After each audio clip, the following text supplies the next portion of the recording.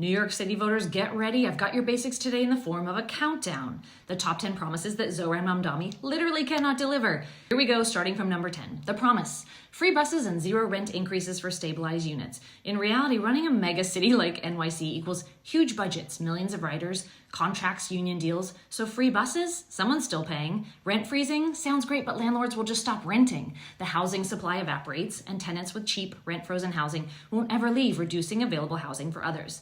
This really only helps those who already have housing, and of course, the costs shift elsewhere. Someone always gets the bill. Number 9, the promise to build 200,000 affordable housing units. In reality, land's expensive. He'll encounter zoning regulatory hurdles, opposition from developers and current property interests, and he's giving vague timelines. Sounds great in theory, won't happen in practice. Number 8, Mamdani says he'll raise a flat 2% tax on the top earners and raise corporate tax to fund everything. He's floated major tax shifts without understanding how things work in the real world and also how things move legislatively. These top earners will bounce. This promise will never come to fruition. You only have to look at the big boys who fled California to know this. Number 7, a bold pro-Palestinian foreign policy position and fearless global stance. Globalize the intifada, right, Zohran? Any mayor thinking he can single-handedly rewrite U.S. foreign policy? Adorable and fully unrealistic.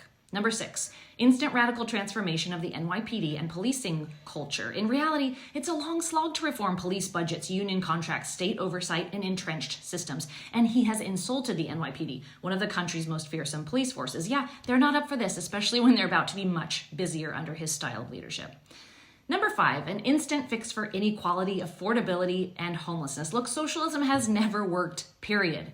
It always sounds magical and is completely destructive. In reality, it removes incentives for productivity and innovation and hands all control to the government. You get shortages, stagnation, and reduced prosperity. Wake up, Mamdani supporters, all 14 of you.